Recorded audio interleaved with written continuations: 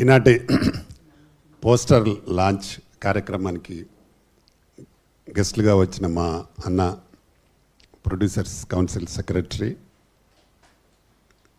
ఇండస్ట్రీలోనే అన్ని విషయాలు తెలిసిన మా పెద్దన్న ప్రసన్న అన్నగారికి థ్యాంక్స్.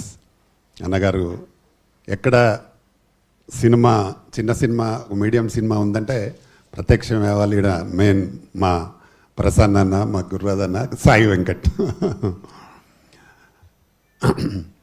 ఈ దీక్ష మూవీ చేయడానికి కారణం, ఇక్కడే ఓపెనింగ్ చేయడం జరిగింది మా అన్న సపోర్ట్తో, ప్రసన్న అన్న సపోర్ట్తో. గతంలో ఇది 51 years బ్యాక్ జరిగిన దీక్ష ఎన్టీ రామారావు గారిది 51 సంవత్సరం అయిపోయింది ఈ నెలకి. ఈ సినిమా కూడా వారి టైటిల్ ఉందనే మేము పెట్టుకోవడం జరిగింది. నేనైతే ఎన్టీఆర్ గారి వీరాభిమానిని.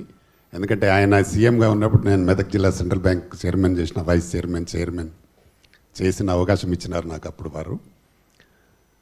వారి మీద అభిమానంతో టైటిల్ కూడా అదే పెట్టుకోవడం జరిగింది.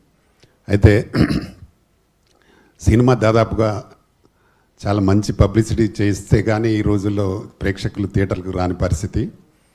నేను ఇండస్ట్రీకి స్టార్ట్ అయింది 1991లో స్టార్ట్ అయిన అల్లరి పిల్లం అనే మూవీతో, శివాజీరాజ్ అని హీరోగా చేసి ఆ సినిమాతో స్టార్ట్ అయి ఉన్నా. అప్పటి నుంచి కంటిన్యూ చేస్తూనే ఉన్నాము. ఇప్పుడు దాదాపు 43 సినిమాలు దీంతో 43వ సినిమా చేయడం జరిగింది. నేను ఉదయ్ కిరణ్ సినిమా జోడీ నంబరు అని, అట్లా చాలా సినిమాలు, సూపర్ స్టార్ కృష్ణతో సర్దార్ బాపన్న నేను డైరెక్షన్ చేయడం జరిగింది. ఇలా చేస్తూ ఉన్నాము. 2001 వరకు బాగా మాకు థియేటర్స్ కానీ అది కానీ బాగా పర్సంటేజ్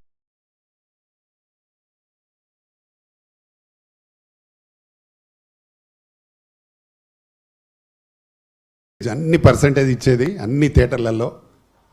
మంచి డిఫరెంట్గా నాకు మొదటి సినిమానే లాభంతో వచ్చాను నేను ఇండస్ట్రీకి. ఆ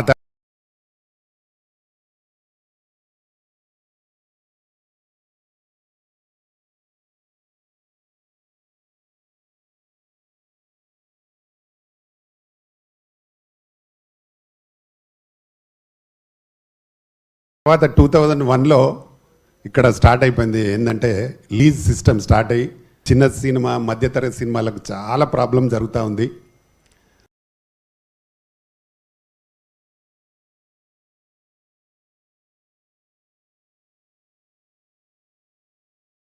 థియేటర్ ఇస్తే సినిమా ఉండదు, సినిమా నడిస్తే థియేటర్లకు వెళ్ళి తీసేస్తారు కూడా.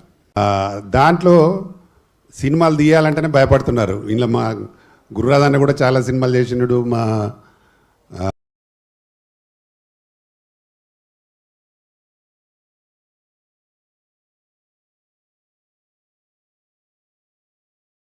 సాయి వెంకట్ కూడా చాలా ఇష్టం, ప్రసన్న అన్న కూడా చేసినాడు సినిమాలు. కాకపోతే ఏంటంటే థియేటర్లు లేక, మళ్ళీ రిటర్న్స్ రాక, నేను కూడా ఎన్నో సినిమాలు చేసినా కానీ రిటర్న్స్ రాక ప్రాబ్లం జరిగి, నాలాంటి వాళ్ళు ఎంతోమంది నిర్మాతలు వాళ్ళందరి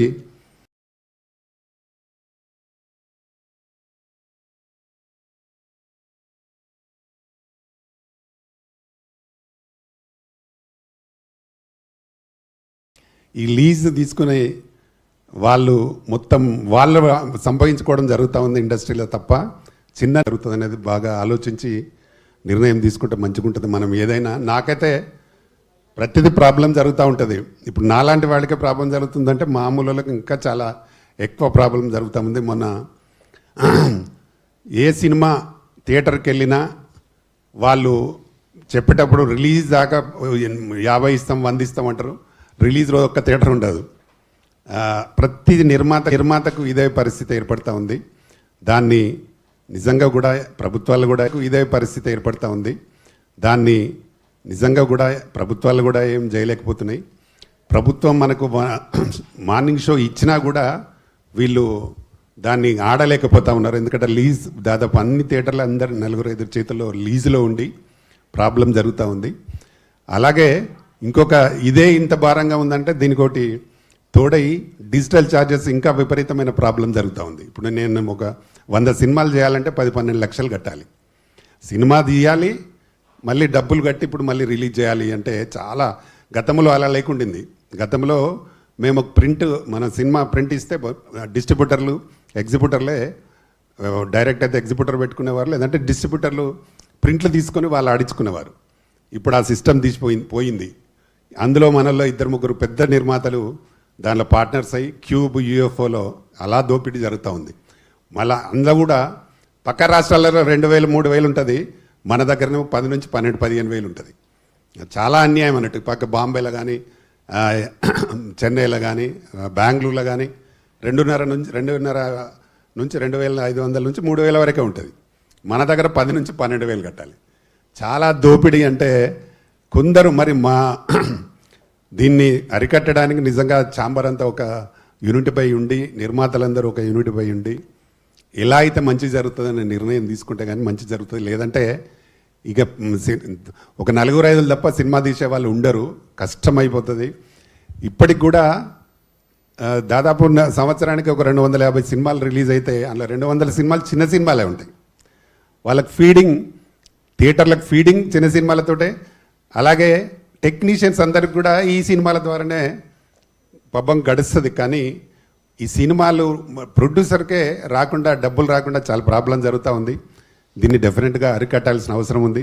అలాగే ఇప్పుడు నా దీక్ష సినిమాకు కూడా నేను ఎంతో కష్టపడి చాలా శ్రమ కూర్చి నేను కానీ మా డిఎస్ రెడ్డి గారు కానీ దీన్ని ఎట్టి పరిస్థితుల్లో చెయ్యాలి, రిలీజ్ చేయాలి అనే దాని మీద అంటే కొంచెం లేట్ కావడానికి కారణం కూడా ఏంటంటే మేము ఒకటి జవాన్ సాంగ్ చేయడం జరిగింది మురళీ నాయక్ పైన. ఆయన మొన్ననే మనకు పాకిస్తాన్ టెర్రరిస్టుల దాంట్లో చనిపోయి ఉన్నారు, మన తెలుగువారు కాబట్టి ఆయన పేరు మీద ఒక సాంగ్ చేయాలనే దాని మీద చేయడం జరిగింది. దానికోసం కొంచెం ఒక 2 months లేట్ అయింది మాకు సాంగ్ చేసి మళ్ళీ షూట్ చేసేసరికి.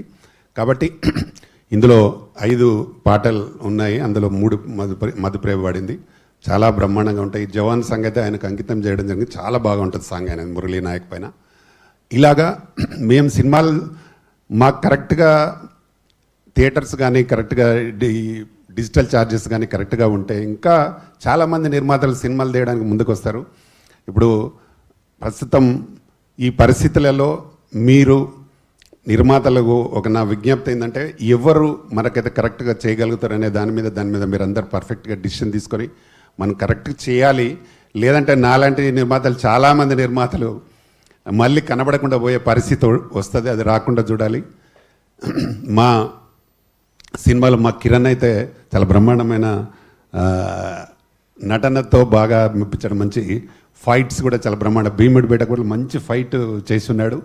అలా ఒక 1 minute డైలాగ్ ఉంటుంది అనేది, 1 నిమిషం డైలాగు ఎక్కడ కూడా గ్యాప్ లేకుండా బ్రహ్మాండంగా చెప్పినాడు. అది మన ఏదో ఇంటర్వ్యూ చేస్తే పెద్ద వైరల్ అయింది. అది ఇప్పుడు చాలా బాగా చేసి ఉన్నాడు. ఈయన ఫ్యూచర్లో కూడా మంచి హీరో కావాలని మనస్ఫూర్తిగా కోరుకుంటాను. కిరణ్ ఆల్రెడీ 2-3 సినిమాలు చేస్తూ ఉన్నాడు. ఇంకోటి జానీ మాస్టర్ తోటి ఏదో చేస్తున్నాడు. కాబట్టి వారికి కూడా మంచి పేరు రావాలి మనస్ఫూర్తిగా కోరుకుంటాను. అలాగే మా అక్స, వన్ ఆఫ్ ది హీరోయిన్, ఈ అమ్మాయి కూడా ఒక నంది అనే ఒక మంచి ఫాస్ట్ బీట్ సాంగ్, అది చాలా బాగుంటుంది. చాలా బాగా చేసింది అమ్మాయి. అమ్మాయి మీ అందరికి తెలుసు, డీలో విన్నర్ అమ్మాయి, చాలా మంచి డాన్సర్. ఇన్ ఫ్యూచర్లో ఆమె హీరోయిన్ కమ్ డాన్స్ మాస్టర్ కావాలనే ఆలోచనలో ఉన్నారు. సినిమాలు కూడా చేస్తుంది మాస్టర్గా. కాబట్టి వారిని, మా కిరణ్ని, అలాగే మా తులసి కూడా మంచి క్యారెక్టర్ చేసింది ఇందులో. వారికి కూడా మంచి భవిష్యత్తు ఉండాలని, వీరికి మంచి పేరు రావాలి, అలాగే మాకు మంచి డబ్బులు రావాలి, వస్తేనే మళ్ళీ సినిమాలు తీయడానికి ఉంటుంది. మేము త్వరలో ఇంకో కబడ్డీ మూవీ కూడా చేయాలనుకుంటున్నాం. కాబట్టి ఈ సినిమాను ప్రేక్షకులు బాగా ఆదరించి మమ్మల్ని బాగా సపోర్ట్ చేయాలని మనస్ఫూర్తిగా కోరుకుంటున్నాం. మా ప్రసన్న ఎప్పుడు కూడా ఏంటంటే, ఒక సినిమా ఉంటే వారు ఎంతో కష్టపడి నిర్మిస్తారు కాబట్టి దాన్ని ఎలాగైనా రిలీజ్ చేసి దాన్ని థియేటర్లో ప్రేక్షకులు చూసే విధంగా చేయాలని ఎప్పుడు తపన పడుతూ ఉంటాడు. వారి తపనను అందరూ సక్సెస్ చేసి మంచి జరగాలి, ఇంకా ప్రసన్నకు మంచి జరగాలి, ఇంకా 10 మందికి మంచి చేసే అవకాశం అన్నకు రావాలని మనస్ఫూర్తిగా కోరుకుంటున్నాను. అలాగే మా సాయి వెంకట్ సినిమా ఇప్పుడు రిలీజ్ ఉంది, కంప్లీట్ అయింది. అలా మా గురురాధన్న కూడా చేస్తున్నాడు.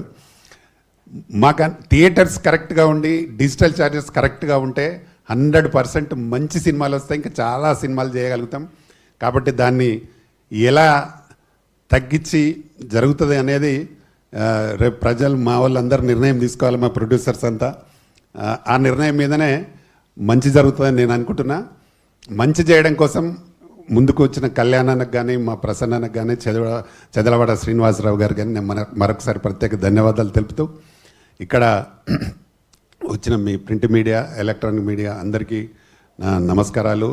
మా సినిమాని మీరు కొంచెం మొన్న కూడా బాగా మంచి పబ్లిసిటీ చేసినారు. ఇన్ ఫ్యూచర్లో కూడా మీరు ఎప్పుడు చేయాలి మరొకసారి మనస్ఫూర్తిగా కోరుతూ ఇక్కడికి వచ్చిన మీ అందరికి మరొకసారి థ్యాంక్ యూ. మా గెస్ట్లకు కూడా thank you very much. Thank you. ఇప్పుడు మా డిఎస్ రెడ్డి